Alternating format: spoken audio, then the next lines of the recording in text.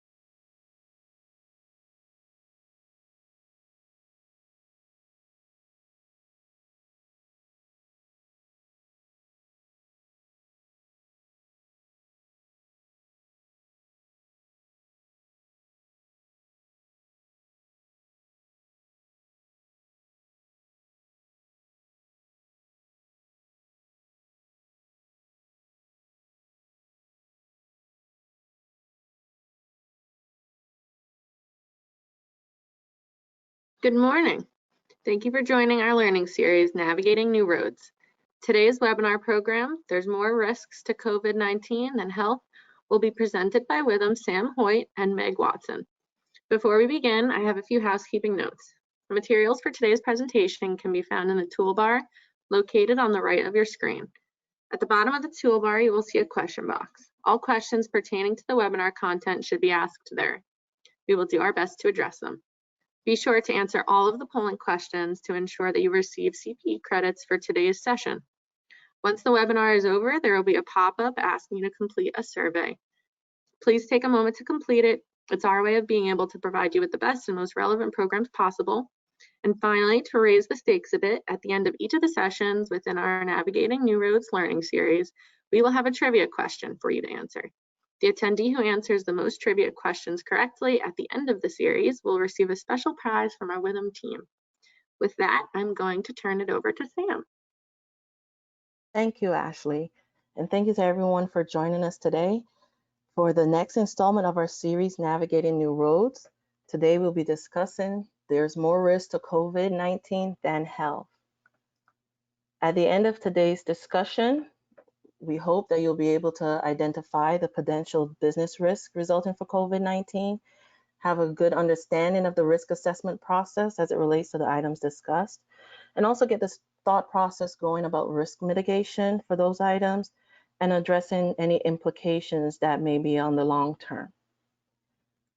So we're going to start off talking about some of the common business risks that we've seen arrive due to the COVID-19. First and foremost, working remotely, which has to do with security for information, availability of everyone, the ability to keep productive, securing company, client, and donor information, especially for those who still utilize mostly physical files, achieving company objectives, both short and long term, cash management, which has to do with managing your cash flow, as well as forecasting and other finances, adapting in an ever-changing environment. As we see, daily changes comes out regarding the SBA loan, stimulus packages to be presented, and we just never know what's coming around the corner as far as states to states vary based on their impact for COVID-19.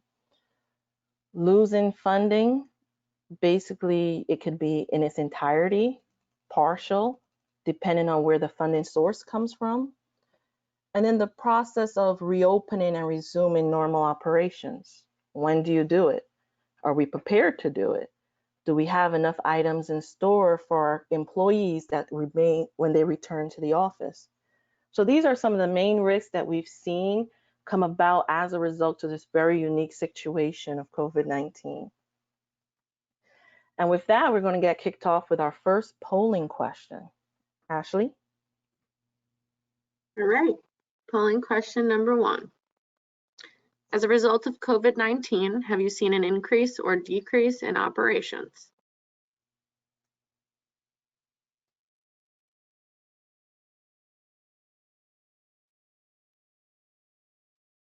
I know sometimes in the comments, people experience not being able to click off on the polling question answer. If you experience that, take your screen out to full screen mode and you should be good to go. If you still have an issue, reach out to us in the questions or chat box.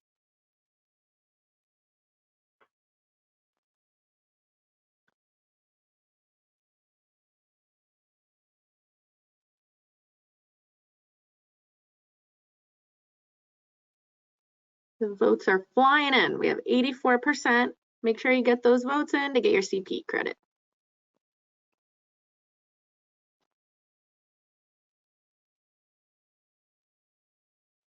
All right, and we're going to close out in just 2 seconds. And we're closed. Just real quick, Ashley, I see some questions where some were able to answer the question. If you were unable to answer the question, feel free to email the email address, acrompier@withum.com. Send along those answers to me and we'll be able to help you out. Just make sure that your screen is out of full screen mode and that should help out a bit. All right, thank you everyone for participating. Okay. All right, moving along. Working remotely. Now, we did have an installment in our series back on May 1st where we kind of went through a little bit more detail the working remotely. It was called 3 Easy Ways to Engage Staff and Manage Projects from Home. So we have that available on our website for a little more detail. We're just touching on it here, mainly focused on how it's affecting your business risk. So for us, of course, the main part of working remotely is on-site versus remote activities. What can be done remotely now and what still has to be done on-site? Are you set up and able to pay bills remotely? Can you still get that management authorization on invoices or any approvals that were needed before that you previously did in person? Making deposits. Are you still getting manual checks that come to the office that someone has to be physically there to get an input before it can be taken to the bank? Or is there a solution to a remote environment for that? And staff collaboration, which ties into our next bullet point here of staff productivity. Are you still able to get those impromptu meetings maybe that were easier and on-site, a matter of just walking to someone's office? Where in this case, as we know, and it'll be mentioned throughout the presentation, where there are a lot of parents working from home at this time, where their kids are learning at school and they may have a question, they may get pulled away.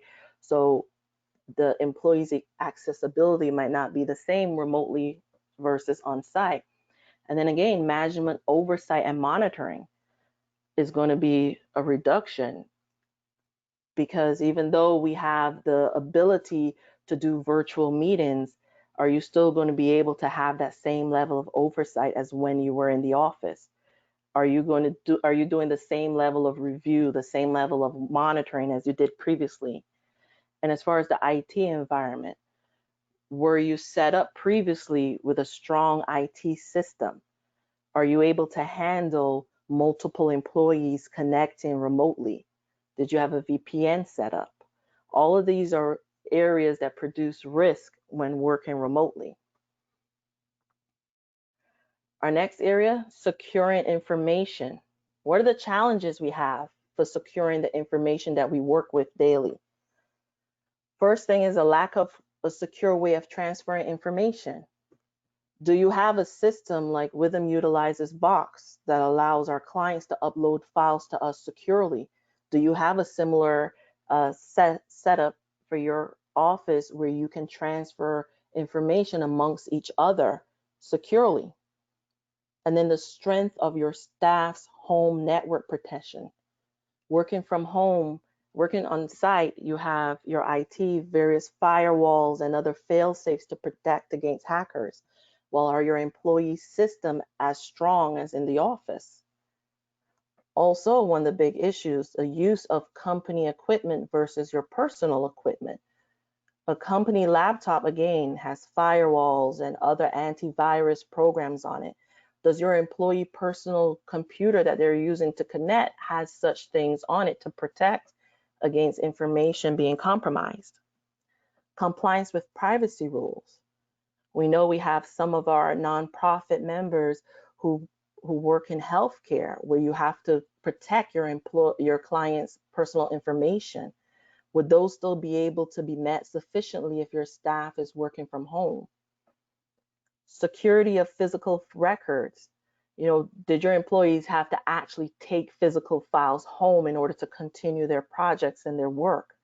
Are they able to make sure that while those files are home, that they can be securely locked and protected from others? And then access to files and other critical information. Working from home presents a new threat because they may not be the only person in that home. Is your company information and your clients and your donors protected from other people in the home? And the perfect example for this is Marvel came out with the movie Venom, and in the very beginning, you had the main star that was a journalist. His fiance worked at a law firm, and while she was sleeping, he accessed her laptop to gain personal information on a case with someone he was going to be interviewing, and he used that information. It resulted in her being fired. So what is the risk that information could be compromised from another member within that household, which you would be unaware of? So these are the risks that we see again with securing information. Next, your company objectives. Maybe you had a growth plan for expansion, updating your technology, your IT, marketing plans to solicit new donations or increase finances. Or maybe you were in a stabilization plan where you were just going to be maintained and your focus was continued cash flow. So now the discussion becomes, how are these items affected by the changes we see going on? Does your expansion plan become the downsizing plan now? Do you have that need for the current office space that you have? Maybe your expansion plan was really on employees. Maybe you were looking to increase your staff. But now with everything that's happened and the threat to continued revenue, is that still a plan? We're always thinking of other ways, especially now, to reduce those fixed costs. And we know we have the main concern everyone has is that this COVID-19 presents problems, threats, but for some people, this might be a way of growth for them because we have seen the demand for certain services that may not have been as high demand anymore. We know that there are a lot of non-essential employees who've been out of work now for well over a month. They have no money coming in. There are some that are not eligible for unemployment. So they may need food, they may need help with rent, they may need help with pharmacy. So are you set up in a position to reassess your goals in order to move forward as best for your mission and your goal? Next, cash management, as we touched on briefly before. One of the main issues, collection uncertainty. What is the ability of those that you receive fees from that they will be able to pay? Your projected income. Most of us have a budget at the beginning of the year. Are we going to be able to maintain? Are we meeting those markers that we set? Payment management. Are we able to make those payments that we really thought? Are we able to spend as we originally projected? Which ties to the next point, reduction in expenses. And most importantly, without service interruption. What can you cut and still provide the services that you were intending to provide? Another issue, stability of government funding. As we see, the government has been doing multiple bailouts. We had one stimulus package already. There's another one on the table. The airline industry received a bailout package that they have in place until the end of September. So all of these things, how are they going to affect your funding of government contracts in the future?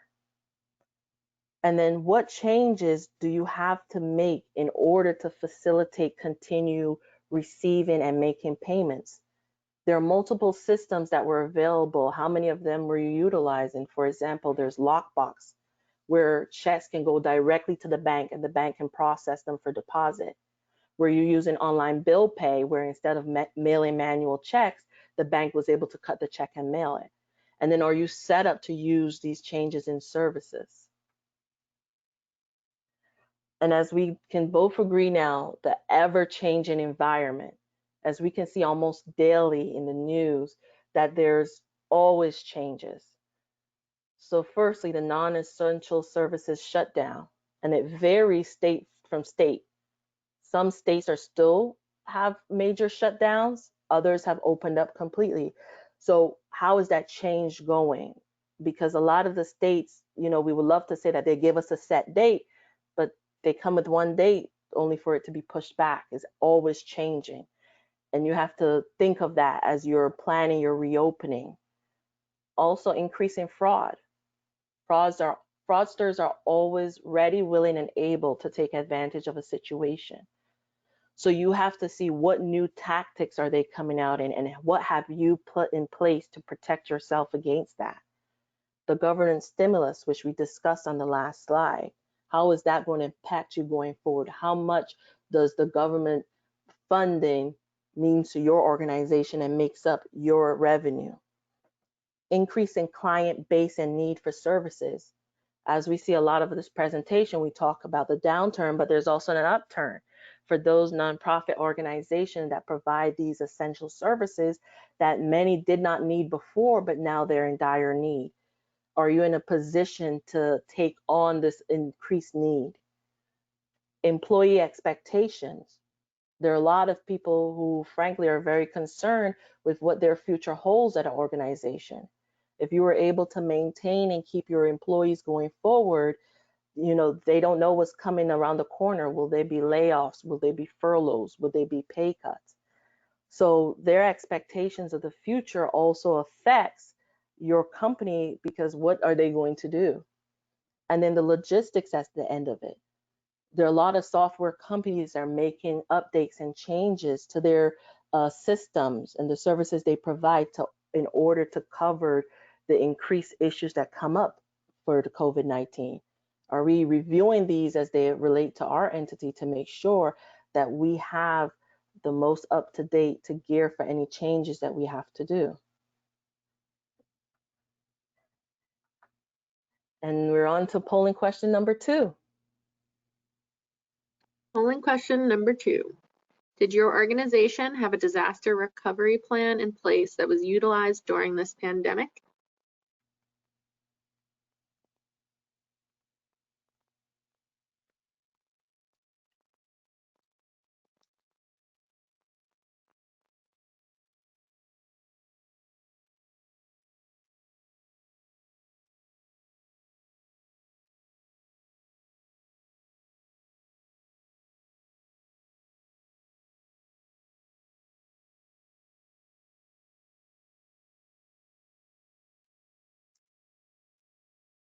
All right, giving it another 2 seconds and then we're going to close out.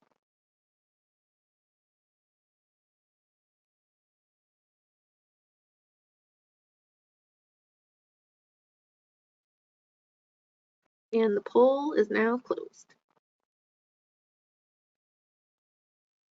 Great, thank you, Ashley. Good afternoon, everybody. This is Megan Watson. I work in our management consulting group at Withum. So looking at that polling question, it looks like many of you had a plan, but perhaps it didn't cover a situation like this. There were quite a few of you, though, who answered that you were able to use your plan to react and navigate the current environment, which is great. So Sam walked us through some common risks, and we want to kind of shift gears a bit and talk about how to mitigate those risks. So if we could advance the slide. So there we go. So how various ways to do this. So certainly assessing risk consistently and routinely is important. While I don't think anybody could have ever imagined the magnitude of the pandemic we're currently facing, at least understanding and assessing risk on a regular basis can help you prepare for these unforeseen circumstances. Certainly communication, both often and effective. We're going to talk about that. Analyzing operations in real time. It's important to have metrics. It's important to understand where your business is today versus 2 weeks ago and so forth. So you don't want to always just rely on what happened last month, but you really want to look at your current business model and look at these things in real time. Certainly reviewing temporary solutions and figuring out what is the more permanent alternative is something that's very important. Many organizations certainly jumped into adapt mode and just, be able to sustain current operations.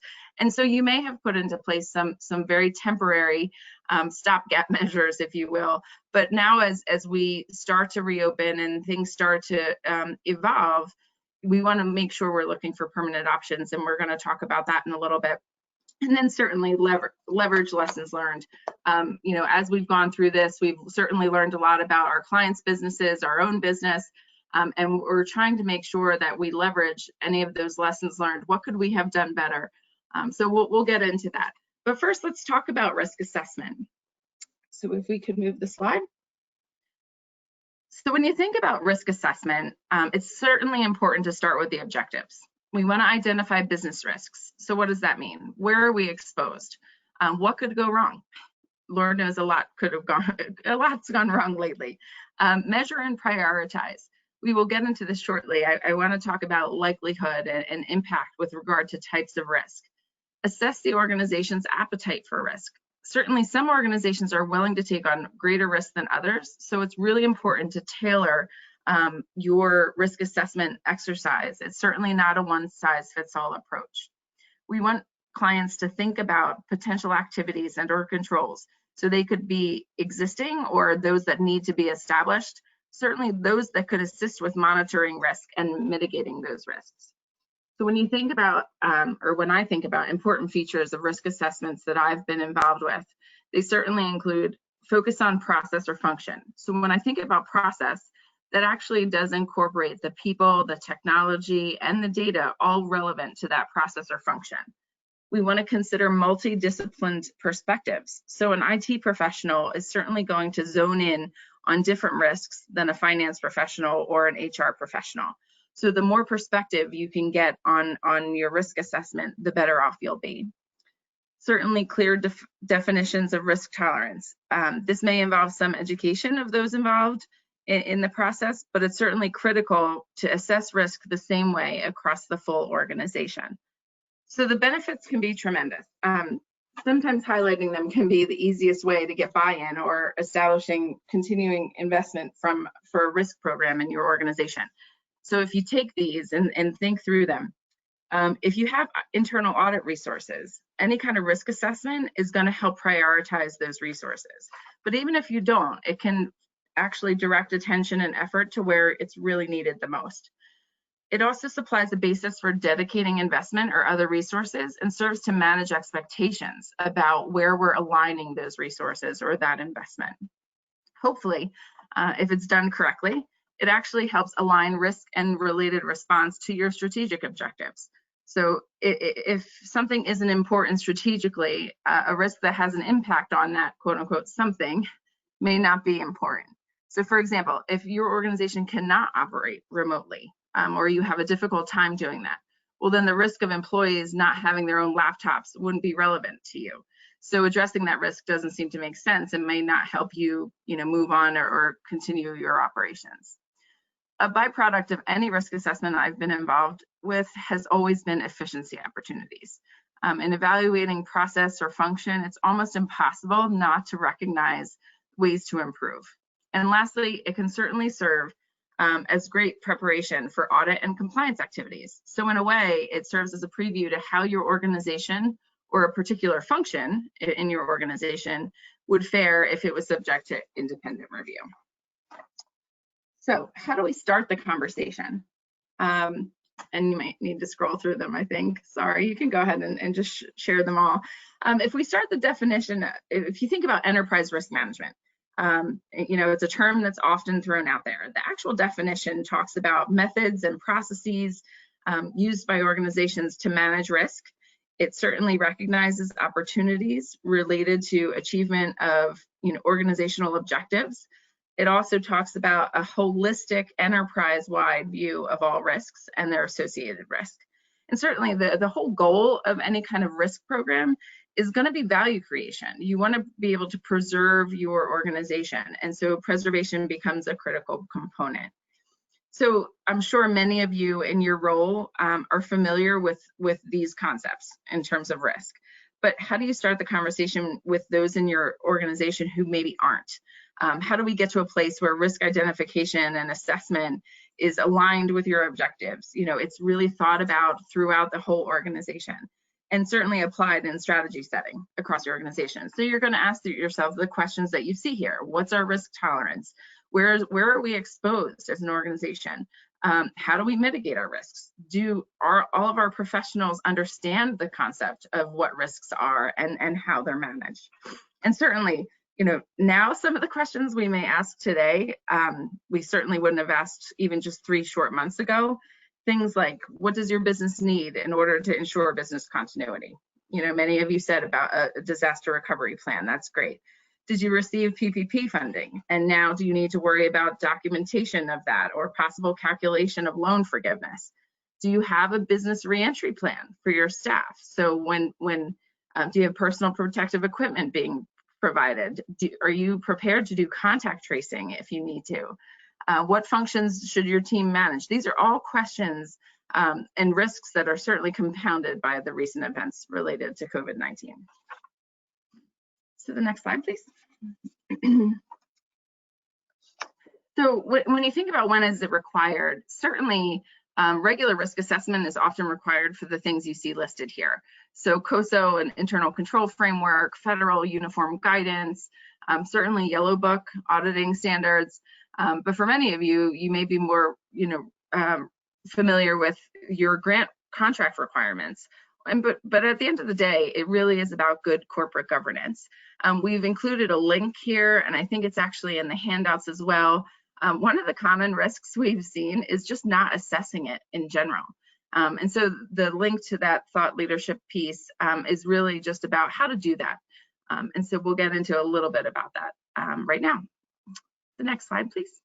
So if you think about internal and external risk examples, there's many. So on the left-hand side, we talk about technology disruption, turnover in key personnel, theft or fraud. These are all internal things that you would have to concern yourselves with. And then certainly there's external things as well. So you have public expectations, legislative changes, natural disasters, in this case a pandemic, economic factors, all things that perhaps are out of your control. So you have to have a good understanding of what you can handle internally, what you can mitigate internally, and then what might go on outside of your organization that would also have a direct impact. And for many not-for-profits, when you think about the inherent risks that exist that could actually impact your sustainability or the preserving of your organization and its mission, are things like, market competition. In that case, it could be competing for funding streams, talent management. We know that in the not-for-profit world, that's always a challenge to attract and retain good employees. It can be difficult, especially with dollars and payroll and so forth. Compliance requirements, always something to consider, political and economic factors, et cetera. And certainly in the not-for-profit world, we've always loved working with clients because their vision and their mission is very intensive in terms of what you're trying to accomplish and why you even began the organization to begin with. And so I think it's important to recognize that, but also understand that it could, you can't take your eye off the ball when it relates to other kind of back office operations. So when you think about risk, many people immediately think finance and move to financial risk. But it is important to consider all of these things. And when you consider them, I think it's also important to understand what is the impact that if that risk came to fruition or if something happened, would it have a significant impact on your operation? And if it wouldn't, then why would you put a lot of effort or energy into addressing that risk? And so we like to think about risk on a continuum, if you will, of impact and then likelihood. So if you think from a standpoint of how likely is it that something would occur, again, I don't know that we all would have thought about this current situation, but if it was likely to occur, then you might want to put more energy and effort into mitigating or addressing that risk, as opposed to something that was truly not likely to occur or not have a significant impact on your organization. What's nice about this is that this is something that each of you could do easily, if you think about it, on the back of a envelope, so to speak. If you were to lay out your top 5 risks in your organization, what would that look like today? And that may very well have changed from previous, or even, like I said, 3 short months ago. And so when you think about that, it's always interesting to have a dialogue or a conversation about these risk examples, because what one person may view as a risk, another may not. I've run seminars before where we actually have folks from the same organization go through and lay out their top 5 risks.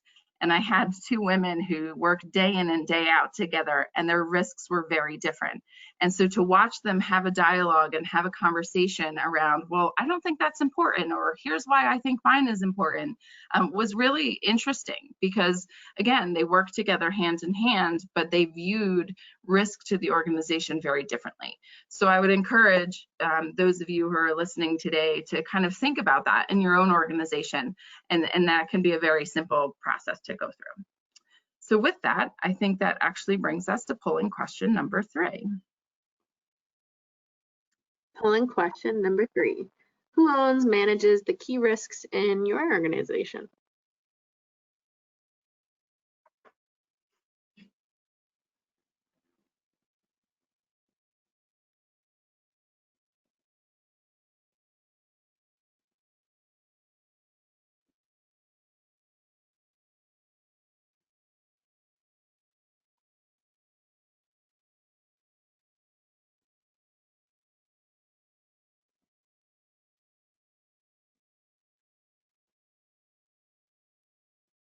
All right, just another few seconds. Get your last minute votes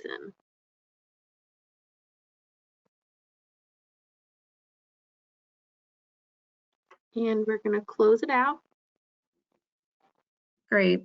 And so before I hand it back to Sam, I just wanted to mention, with respect to owning and managing risks in your organization, it looks like most of you had indicated that that falls to the executive management, and that's very common for sure. But what we'd like to see is that all employees throughout the organization have an understanding and an awareness of risks that are facing the organization, and what their role is in helping to mitigate and monitor those risks going forward.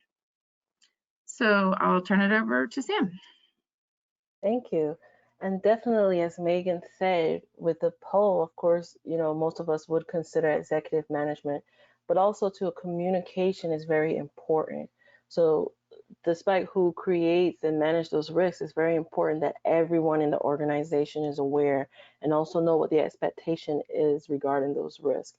So here we wanted to talk about some of the audience that you have and get, again, those thought process going on the things that are very important for you to make sure that you're communicating. First, to your employees, what is your organization expectations during this time? Are you going to do changes to your current policies and procedures and protocols? And truth be told, at this point, there should be changes in your policy and or protocols in order to adjust to this work environment of working online and having to interact with the different clients and organizations who may or may not be operating at this time. And you should do this as frequent as necessary. When you make a change, make sure your employees are aware, because that's the way to make sure that your plan, your changes, your updates are going to operate effectively. Because if we review and make a change, but it's not communicated in a way that everyone in the organization is aware, you're not going to get that collusion that you need. You're not going to get the results you're looking for.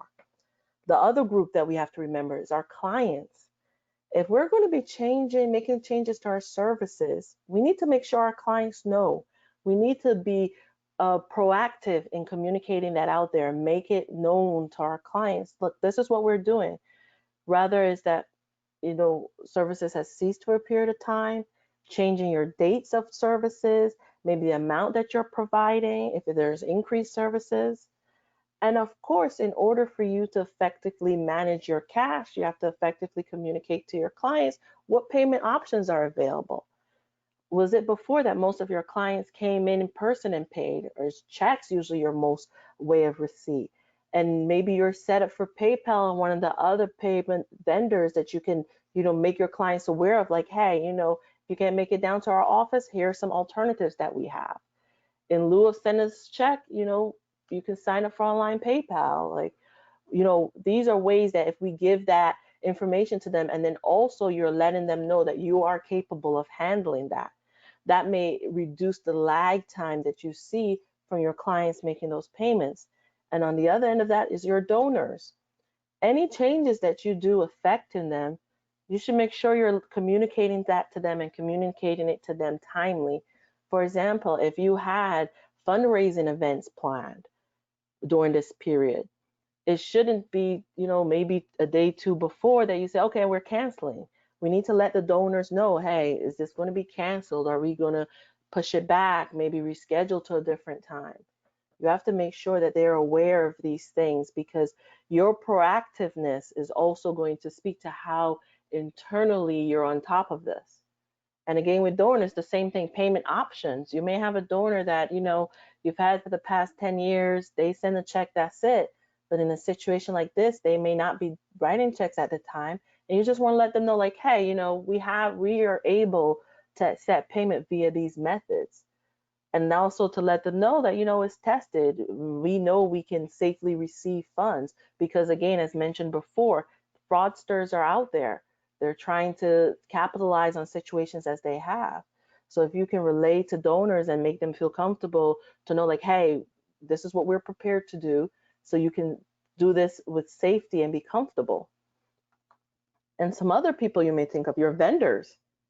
Any changes in services that affect them should be communicated with them, especially if you utilize any vendor that you just get recurring monthly services. Maybe your office is closed. You don't want the delivery guy coming with your order of water and no one is there to get it, because you'll still get a bill for it. And that all goes again to that cash management. You want to make sure that if you are suspending or reducing services, you let your vendors know timely. And then also let them know, okay, if you have no one in the office, everyone's working remotely, can you get your invoices electronically? And what payment options do they have? Are their payment options secure?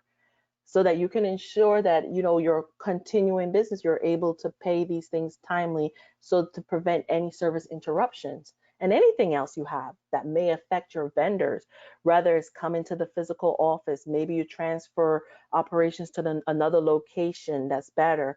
All these changes should be communicated up front. And then anyone else that you have a dealing with that we have not covered previously, any changes that you have that affect them or any changes in service, make sure you're communicating them in advance. One of the biggest things I know that affect us as auditors is for those audited financial statements and the due dates. If because of delays from working remotely and adjusting to the new environment, and you see that your audited financial due date is approaching, reach out to your lender. Do that ahead of time. Let them know, like, we're working, we're going to get it, but if need be, can I get an extension? So it's best to communicate that stuff ahead of time. And also, you have to always keep a real-time analysis of operations. Right now, this environment we're operating in is very unpredictable. And the best way for you to react to these situations is to always have current information. So budget review and revisions. Now, this may have been a process that you had. Maybe you did it monthly. Well, maybe instead of monthly, do it weekly. If you did it weekly, maybe you have to do it daily. How are these changing times affecting your numbers, and where can you adjust? Where can you mitigate the change? Frequency of monitoring review, as I said, you can change the frequency you do that. And then knowing what your changes in volume is, because we could all assume that, okay, maybe because, I'm a nonprofit that provides meals, that, okay, my service volume is going up, but is it going up? How much is it going up? How fast is it going up? So that you can effectively manage, okay, when do you need to reach out and use more resources? So real-time analysis, you should have your system set up that you're getting this information as needed and it's accurate. It's very important that this information you are receiving is an actual reflection of what's going on. That way that you make the right decisions, because timing is going to be everything in an environment like this in order to continue and capitalize where you can. The next thing that we should be doing, I know now we've been in this environment for a couple of weeks now, we need to start thinking, okay, what did we do that was seen as temporary that we can replace for a more permanent solution? Meaning temporary, our focus was we need to keep working, so fine. Employees go home, you can use your personal laptop to work. We just need to get you guys logged in and working. We need to get the work done. This is stuff we need to get out. I really don't care how you do it, get it done as best as you can. And again, as mentioned before, if you had a lot of physical files, did they have to take the files home in order to work to get the projects done? And we understand this, kind of really came upon us and we had to make some quick decisions in order to keep going. But now we have to take a step back, like, okay, that was something temporary to keep us going. But what can we do? What can we do to make that process better, more secure, reduce risk around it? And that's where we start to think of more permanent solutions. One of which is, instead of employees continuing to use their personal equipment, can we get them some company equipment that IT was able to go into, put up firewalls and antivirus protection, so that we can feel some level of comfort now with them utilizing this information to log into our systems and have access to personal information. We should develop a process for working remotely to get it done, as opposed to the environment like, hey, just do what you have to do to get it done. Let's come up with clear, defined processes and protocols that we can share with employees that say, hey, this is how we want it to be done as you're working from home, as you're working from this new location, as you have this reduced time schedule. And again, for physical files, now is a good time to maybe consider moving all of them to electronic. Get someone, maybe come in, scan these files, and then not only save them on your system, but make sure they're securely saved and they're able to be accessed by those who need to access them in order to continue as they're doing. So these are some of the things that we've came up with, where you really have to sit back now and analyze, okay, what did we really do before just to keep us going, and how can we tighten up that to protect ourselves against the risk that came out as we try to make this switch. And with that, we have our fourth and final polling question. Polling question number 4. What size organization would benefit from assessing and addressing risk on a regular basis?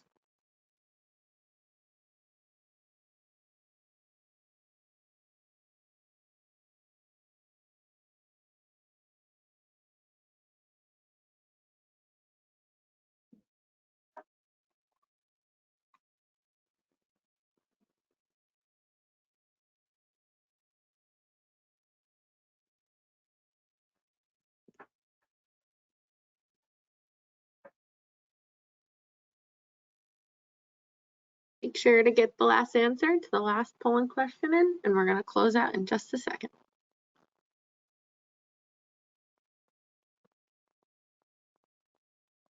And we're closed. And here, I just want to apologize to the group, because I think the other answer here is really all organizations. And so I would encourage that all organizations are really stand to benefit from assessing and addressing risk on a regular basis. So we probably should have had an E, if you will. But thanks. I'm glad to see that many of you are indicating that it's any organization over 100 employees, and certainly even those that are less than 50 employees. I think at some level, one of the questions we get often asked is, how big do you need to be, or do you have to have a formal risk program? And really, it doesn't have to be incredibly structured. But to assess and address risk on a regular basis is important regardless of the size of the organization. Okay. Thank you. So we're in the last structure of presentation, and we want to take the time we know we've discussed a lot of information, we've given you a lot of food for thought, but there are certain other things that we want you to, also consider as you do your thoughts regarding your risk assessment. And some of the other things which we've touched on in different aspects in the presentation is, what are your stakeholder and employee responsibilities? What lines of defense do you currently have? We asked a question earlier for those if they had a disaster plan and how did it operate, and a lot of you indicated, we had one, but it really wasn't for this. So what lines of defense do you have, and how did they help you prepare for this and work through this? What is your current organizational policies and procedures? Again, you should take this opportunity to sit down and reevaluate it in this changing environment to make sure that you have a nice solid set of policies and procedures. And again, which ties into communication, is education and training. Make sure you communicate to your staff, make sure you train them on any changes they have, and educate them on the risks out there. So it's easier for someone to understand and fully embrace a policy if they can understand, like, okay, what is it protecting? What is it doing? And every employee in your organization should be mindful of the risk out there so that they know what to avoid, and understanding of your policies. And investment and dedication. Now, you will be as successful as you can in this endeavor to the extent that you invest and dedicate to it. As Megan mentioned, these thought process are you having? You have to spend the time. I know we said in the question we missed off to say the all organizations, but regardless your size, you really need to take this time and invest in it and create a plan that really is suited for your organization. So for you to reap the benefits, it's good to spend that time, and then not only spend the time, now follow through. When we get to the other side of this pandemic, it shouldn't be an abandonment of everything that you've worked so hard to this point. Really analyze it to see, okay, what are we going to maintain on a go forward basis? And finally, what are the lingering implications of all of this? We've talked all presentation about, this is the risk, this is what we can do now, this is where we are, this is how you have to do. But also you have to think, what is going to continue after this? We've heard the term bouncing around now in the news and in public arenas of the new normal. So for you to capitalize on that, you need to know, well, what are your clients thinking? How are they going to come back from this situation? Are they going to have expectation for changes in services? Are they going to expect you to now adhere to social distancing? Expect you to have masks, gloves, other protections? What are their comfort levels? Are they even going to be comfortable to return to services that you're providing? And you really need to gauge that feel so that you know, okay, how long will this impact you after the economy opens back up? Also, what are your donors thinking? Will you be able to maintain the funding that you previously had? Would you be able to reach out and recoup for maybe lost events that occurred during this time later in this year? Or are you going to have, some of these people who were considered non-essential employees and forced to stay home? Did they really take a bigger financial hit than anticipated? So, what are they thinking? And again, the revising of any long-term plans, do it as necessary. If you had a 3-year expansion plan, it doesn't mean that you have to abandon it. Maybe your 3-year expansion plan will become a 5-year expansion plan. Maybe you expected, some growth in the next 3 years. You may have growth now. So all you have to do is revise your long-term plans on a go-forward basis so that you don't lose the benefit of it, but at least you're prepared to adapt as we move forward. And as I mentioned earlier, think about what the new normal will be.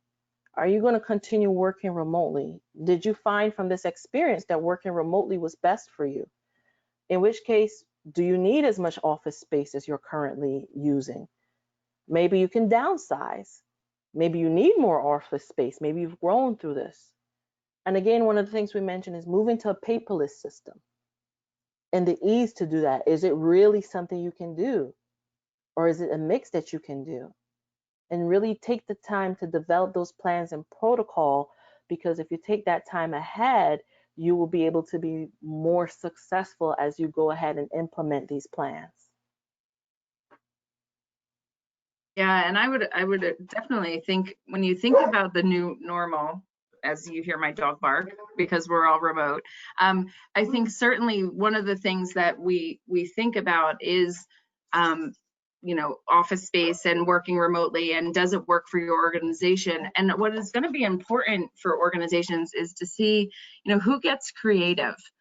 You have to think about what that will look like in 6 months or a year, and will people return to what they're accustomed to, or is there truly going to be a difference? And I think that the organizations that can get creative and think out of the box about what that might look like moving forward, and how to address risks in perhaps a different way than we traditionally have, I think will be better for it, for sure. So the implications are, you know, all of what Sam just walked through, but I think how you react and respond, and how flexible you can be, and how you can think out of the box will be a sure sign of a sustainable organization, and one that will continue to grow. And Sam mentioned timing with respect to long-term plans. I think that's another area where, you know, we think about how quickly things just changed.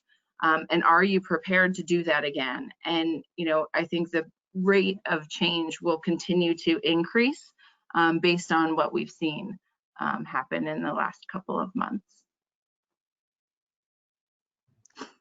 Yes, and with that, we would like to thank you for attending. We do have our trivia question. If you'd like to participate. Trivia question. How long did the Great Recession of 2008 and 2009 last? And just to recap what I mentioned at the beginning, we are doing a trivia question throughout our series. And at the end, whoever gets the most trivia questions correct will receive a special little prize from our Withum team. So we'll close this out in just a minute.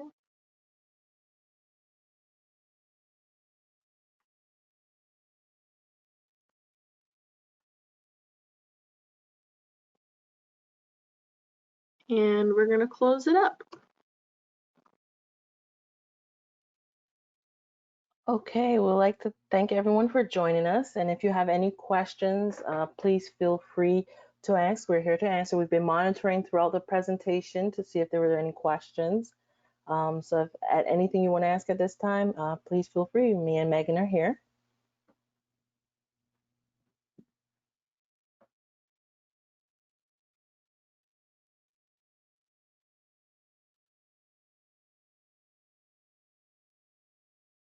And for those of you who perhaps are thinking of a question right now, you do have our contact information. You know, Samantha and I both work in this space quite often, and so we're always interested in seeing what organizations are doing, or certainly available to help think through things.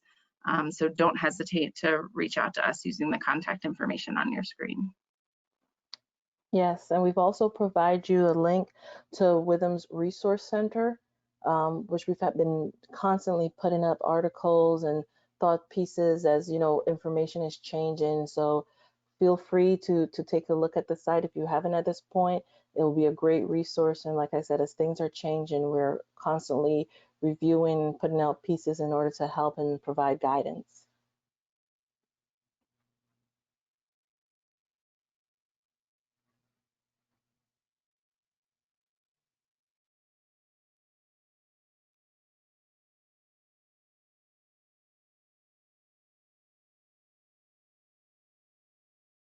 Thank you, everybody.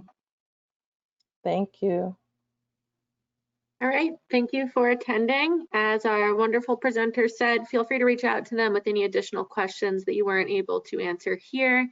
Reach out to me at acrompier@withum.com if you had any issues with the polling questions. You can respond to those questions through email, and we'll make sure to capture that so you receive your CPE as well. And you'll get your CPE certificate within 30 days of this webinar. Stay safe, and thank you for attending. Bye, everybody. Bye.